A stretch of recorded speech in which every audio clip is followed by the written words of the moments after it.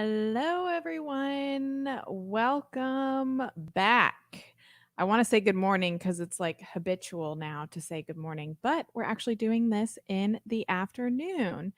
So, as you guys are joining in, all right, let me get that going. Just sent you guys a text. Okay, so as you guys are joining in, let's test the comments. Tell me in the comments, what hobby do you have that has absolutely nothing to do with your job? Hello, Lauren. Welcome. So, what hobby do you guys have that has nothing to do with your job? One of my New Year's resolutions this year is to do things that have absolutely no tie to income whatsoever that I just enjoy. I met a lot of people out on the road when I was in the Airstream that had really cool hobbies. A lot of people like knit or, do like wood whittling. And I'm like, man, I just want to have a cool hobby like that. Okay, we have scrapbooking, which is awesome. I told you guys I'm getting trying to play more tennis. We got writing, playing guitar. You are a reading machine. That is awesome. What good books have you read? Another scrapbooker, art, working out. Working out is a good hobby. Another person working out. I wish that was like a hobby of mine. I have to be like, get my ass to the gym. Reading, mountain biking, taking pictures with my phone, sweet, crochet, knitting, golf, travel, making ear headbands for Disney trips. That's awesome. When I worked at Disney, I used to scare the crap out of little kids because they would have their names on their hats. And I'd be like, "You have a magical day, Timmy." And he'd be like, "How does she know my name?" Triathlon, painting anything, cooking, reading, writing.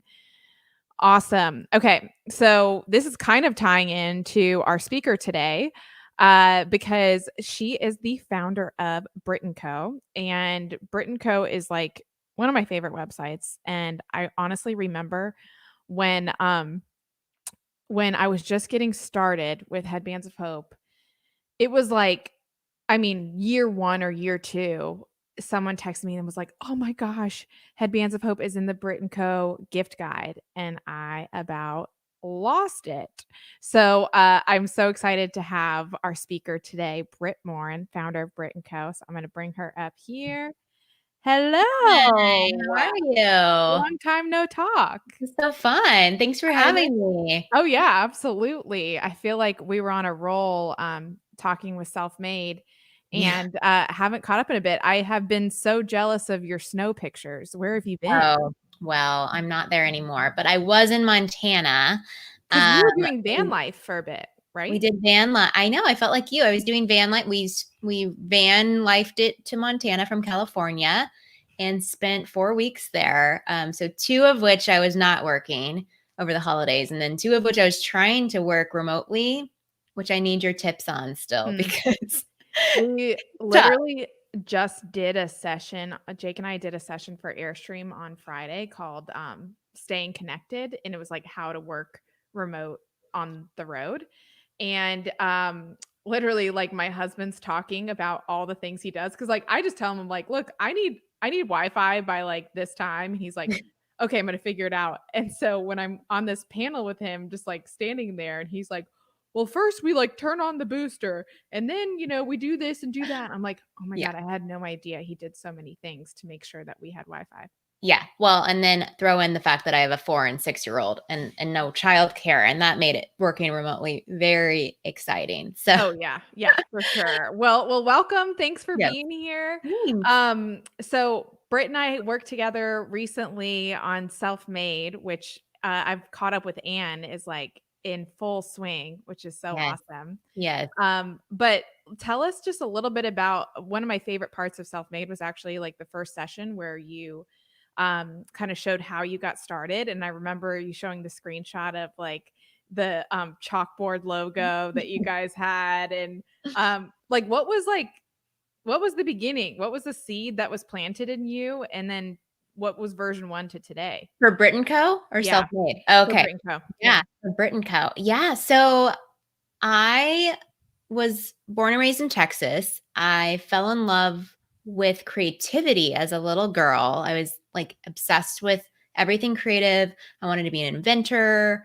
Like I didn't know what entrepreneur was or how to spell it, more importantly. You and I both. Yeah. I was like, what is that word? Yeah. So I thought I wanted to be an inventor, but then I found the internet as a teenager as part of like the children of the like 90s and was like, whoa. And I learned to code. I took computer science. And so Oh, ultimately snap. That's awesome. I came out to Silicon Valley when I was 20, started working at this place called Apple, which at the time was I've like heard of really it. Yeah. hard. Yeah, I was working in iTunes when it was just music. It was still hard to sell iPods to people. There was no phone, there was no movies, like none of games, apps. And I was just like, whoa, this is crazy. And then I went to Google for a few years and I realized at Google that how to searches, how to blank were like always the biggest searches at Google or YouTube, which I also worked on at Google. And it was skewed female, like women wanted to learn shit. And like the search results behind these things were like really terrible. As a creative person who always wanted to learn shit, I was Googling that stuff too. And I was Oh, like, yeah, for sure. how.com, what's this? And so, Yeah, I just Googled how to make meatballs. Like I yeah, can't. Yeah. Yeah. it's Absolutely. gotten so much better. But back in the day, like it was not good. And so I was like, well, I want to learn how to do shit. And so do all these women that I know. Like, why don't I help teach them? Like, no one's really done that since Martha Stewart, you know, back Right. in the day. And so Brit Co was born. And the chalkboard logo was like so embarrassing, but it is like it's significant because it was like part of creativity, right? It was like this Right. handmade touch to a website, you know, all of that stuff. Yeah. So, you I know, used to that's be how it started. I used to be embarrassed as to like what our version one was, and I have to dig up the original Headbands of Hope website. It was like chevron background. There was like blades of grass growing up at the top. Like butterflies or Oh my something. gosh, totally. It was Yeah. awful. If you're not embarrassed by your first website, then you aren't doing entrepreneurship right. Exactly. And now I'm like, oh yeah, that's like that's where we started, you know? And Totally. We just launched a new SelfMade website this like a few days ago because I was so embarrassed by the old one. We are put you it together serious? in That old one was really good. no, it's Yeah. terrible. I was really embarrassed by it. We put it together in 2 weeks on Squarespace and I was just like, oh, we need to change this. And so now it's like you can see it, try selfmade.com. You can see the change of the Okay. website. But Well, yeah. tell us a little bit more about SelfMade and how that got started out of everything that Brit Co is already doing with online. Yeah. Yeah. Well, it's interesting. For the last 10 years, Brit Co has become, you know, a pretty well-known brand by women in their 20s and 30s, early 40s, teaching them how to do all kinds of things, but a lot of it, how to be more creative in many ways, how to find your passion. And so many women in our community have like found their passion. Like one girl was like, I actually on the side love making flowers out of paper, like paper Yeah. flowers, but that can never be my job, right? And I was like, no, it could totally be your job. And so naturally in the content and a lot of the classes we offer, we started offering some business courses. And these women would like quit their jobs in accounting and go like start a paper flower business and like love their life. Right. And when the pandemic happened and Black Lives Matters movement happened and women of color were disproportionately impacted financially, I was just like, screw this. I'm going to make it my mission to help women learn how to make their own money. And it's not that hard to become an entrepreneur. I can teach them in 10 weeks. They can start accruing money or they can grow the business they already have. Like, I'm going to bring in my girl gang of like my mentors, all the top women in business that I know. And we're all going to like teach each other how to make more money. Yeah. And SelfMade was born. And I thought it was going to be this one-time thing that Jess, you so kindly participated in as a coach. But then it was like, I was bawling on like the 10th week saying goodbye. You and I both. Yeah. The progress that they've made, the companies that I want that they launched, like, and so we did it again in the fall and it was incredible. We like doubled the audience. And now I'm like, we're just going to do this. Is like a thing now. And like, we're going to keep doing this over and over again. And I think it really jives well with Brit Co because Brit Co is like all about how to find your passion, and SelfMade is like how to turn that passion into money and own it, you know, with the girl gang. For me, like being a coach, it really It re-energized myself and my own business by bringing it back to the roots and the basics. Because I feel like sometimes when you have been running a business for so long, or you're at a certain point, you can drift away from like, oh yeah, businesses are created to scratch an itch or to solve a problem, or to meet the needs of someone else. And I think that I had drifted a little bit because I'd been in it for so long and doing and being a part of SelfMade and hearing all of these amazing women's business ideas. I I don't know, I just felt I felt a whole new energy for my business after that. But let's talk about like, what does it mean to be self-made, and Mm. what could someone who is like, I would love to have control of my own life. I would love to have the freedom to make money where I can, but like I don't even know what to do or where to begin. What would you say to that person? I think being self-made is living life on your own terms. And that means that you're financially living life on your own terms and that you can craft your day based on how you want to spend your time. And that I know that seems like a pipe dream for so many of us, but it's so real. And that's why I think this past year with the pandemic has accelerated the idea, because women largely have had to quit their jobs to take care of Yeah. their kids, to homeschool their kids, to whatever. Like in December alone, 100 and sorry, my dog. It's okay. My dog 100 does and that all the time. oh my I God. think my dog knows when I hit record. He's like, Yeah. "Mailman." Yeah. Hold on. Talk because I'm going to close my door really Oh, fast. yeah. No, you're good. Let me check out the comments real quick. So Bringing it back inspired. Yeah, head to to tryselfmade.com to check it out. Okay. yes. I don't know why it's dizzy and it's not working for you, Jill. But anyway, we can triage that. Yeah. Yeah. So in December, 140,000 jobs were lost by women. 16,000 were gained by men. All of the Oh jobs my lost in gosh. December were women's jobs. So that's what I think self-made is. Yeah. And to be honest, I think that for me, it's this idea that you don't have to know what your perfect business idea is to even join this program. We help Mhm. you find it. And I really, truly believe that every one of us knows in our heart one or two things we're passionate about that could Mhm. also be a good business.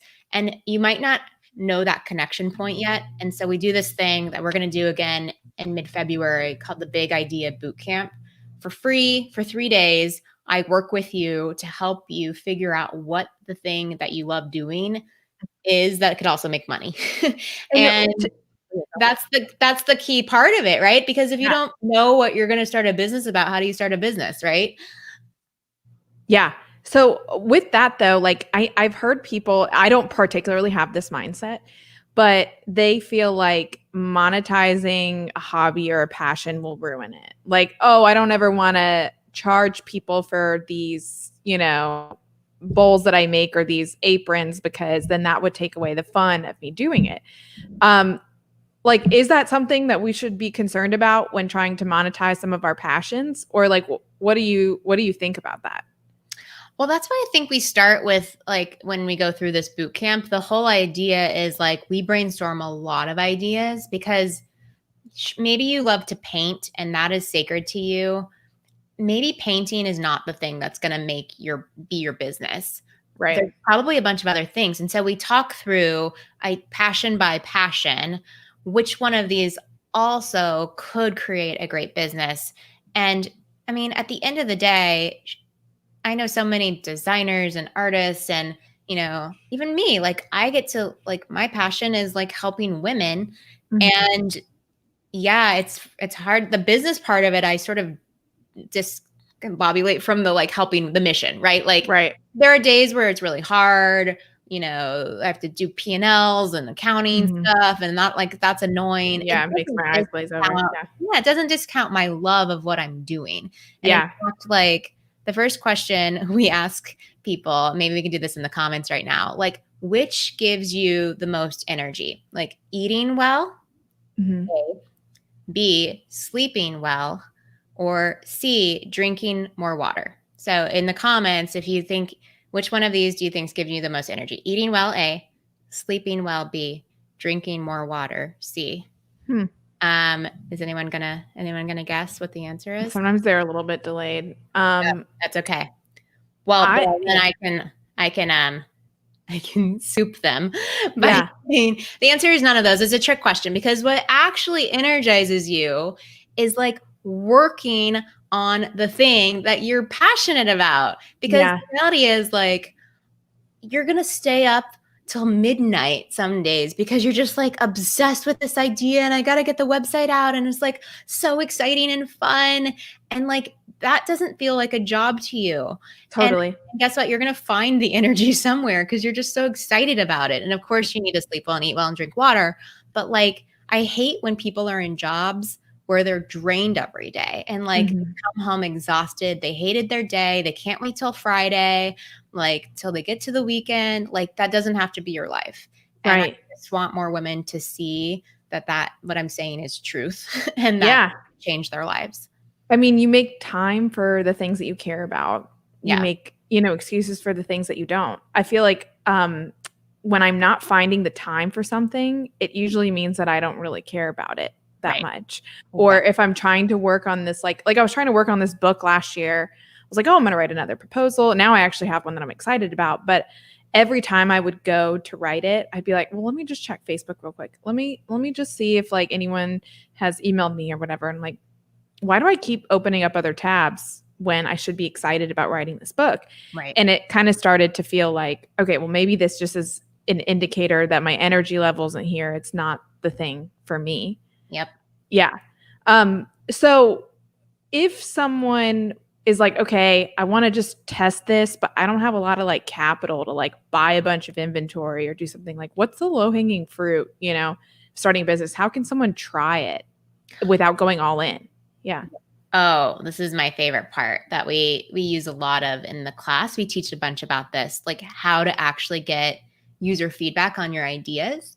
And actually one of the cooler things about having Brit Co and SelfMade together is that we have this embedded audience of women that can give feedback on ideas very quickly. And actually one of the sort of features of SelfMade we're thinking about blowing out, and I haven't even told you this yet, is like a concept store that we can send to the Brit Co audience of like almost tender, like yes or no, is this a business idea or not? Would you buy this or not? Like, and just get rapid feedback. You don't even have to have a real product behind it. It's sort of like Kickstarter, right? Where like you would put up a landing page and see if people are interested. And if they are, then you can make the product real and you have upfront payments maybe that they've given you. So you have money to go invest in it. So that's one way. That's amazing. Yeah. I love that idea. I think the other thing is like, I'm a venture capitalist in my third job. I have 3 jobs. And it's insane. But I told you, what you're passionate about, you have energy for. So, absolutely. So I am a venture capital investor, mainly in technology startups, really early stage, people that have not even launched yet or have just launched and ask for money. And, fundraising is a really big, important part of becoming an entrepreneur.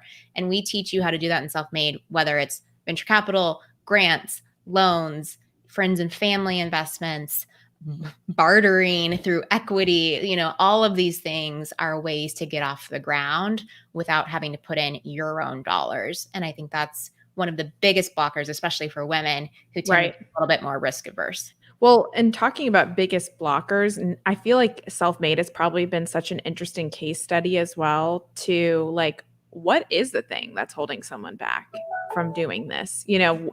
Have you found that it's like, this is the most common roadblock, whether that's mental or like resources, and then this is how we combat that? Oh, 50%, if not more, of the battle is mindset. Yeah. So like for some reason, and I'm obviously female and I'm generalizing. I'm not saying 100% of women do this, but women self-sabotage themselves way more than men do. We think of all the reasons why we probably shouldn't do this thing. We aren't good enough.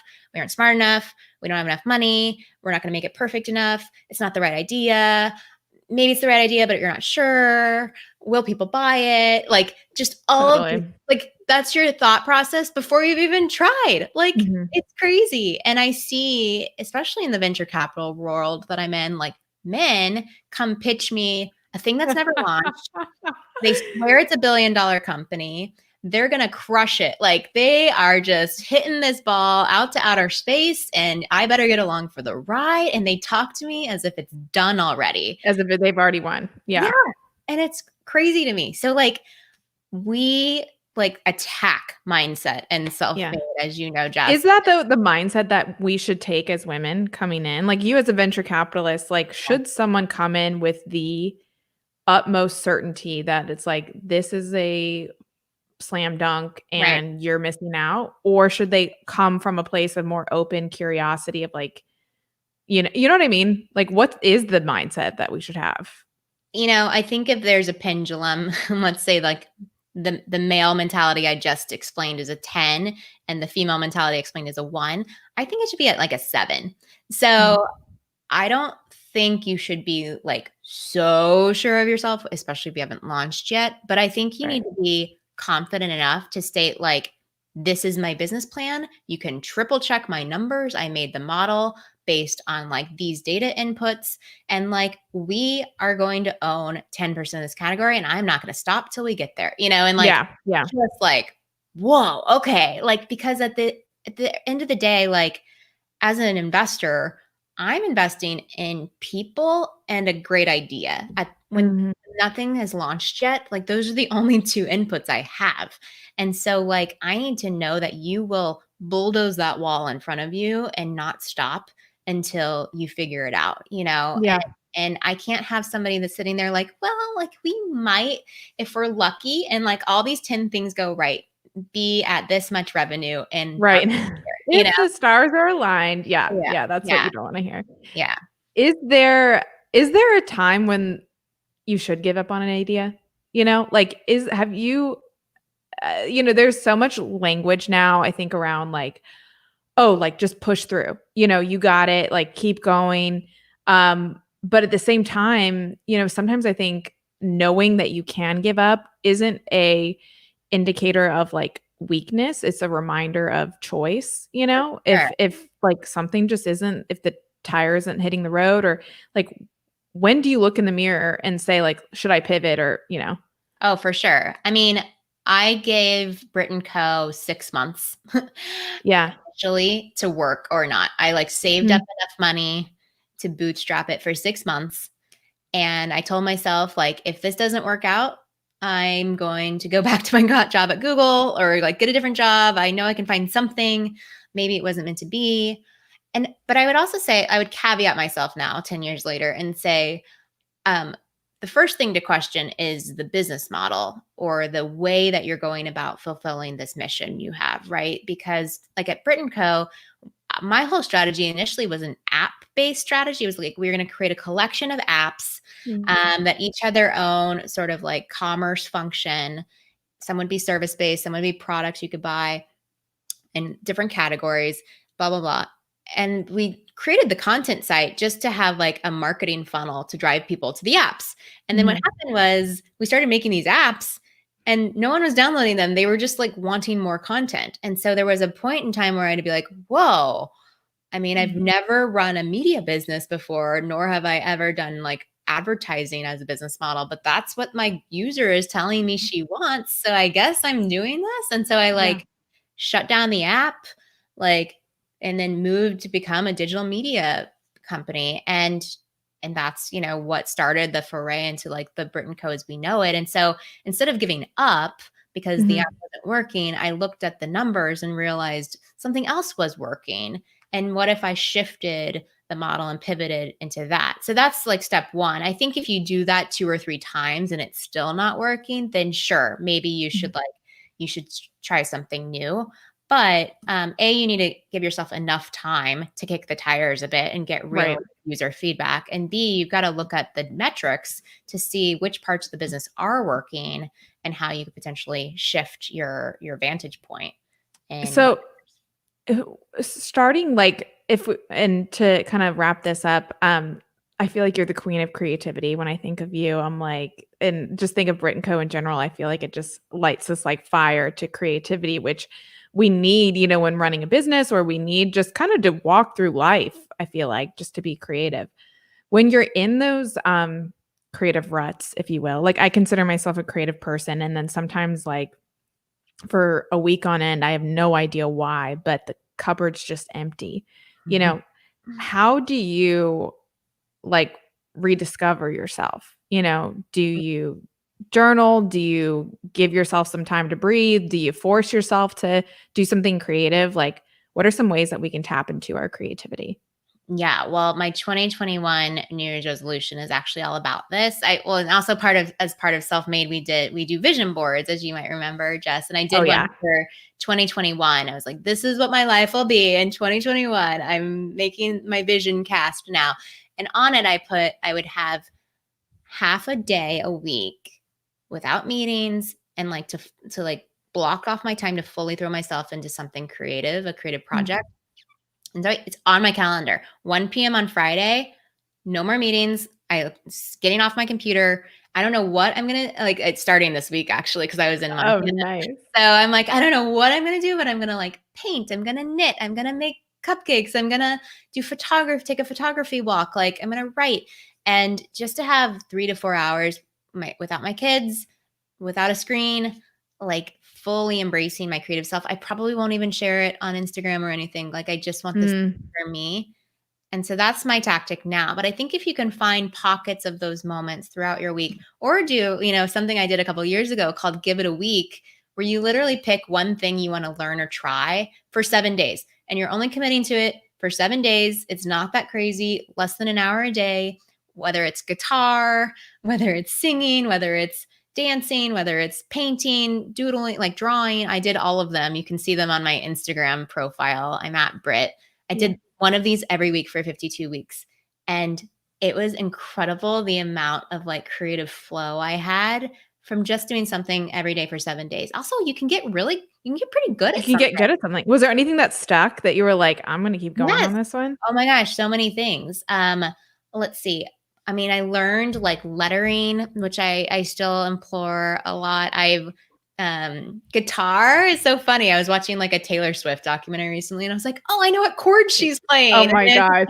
I've bought a ukulele like 4 times on Amazon and have like chickened out and not done it. I'm like, no, I got to do this. Yeah. And I did, other things besides creativity. Like I did a zero waste week, or I learned about all the shit that we usually throw away that should actually be recycled or composted. And I still stick to a lot of that. So yeah, that's so many awesome. things. Well, we it's funny that you said that, like give it a week, because we when talking about our mission statements and stuff in this challenge and the things that we want to like do or create, I have this thing that says, pretend to go all in. Like that's exactly how we decided whether or not we were doing the Airstream. Is like we pretended for 1 month that we were going to do this and just saw like what could happen from it. So I think give it a week is awesome. If you guys have questions for Brit, put them in the chat. One technical question, is boot camp open for signups now? It's like the perfect balance to what I've started to uncover with Jess, which is totally true.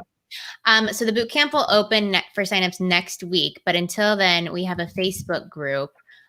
It's just called facebook.com/groups/try SelfMade is the group. And you can sign up there. That's how we're sort of keeping everyone posted on everything new, including discounts, including swag, including all the guest speakers that we're going to have this session. I mean, there's women like Gwyneth Paltrow joining, and like the founder of Minted, Miriam Nafisti, like just like incredible women that are going to be part of this. And I hope to see you there. So camp for sure.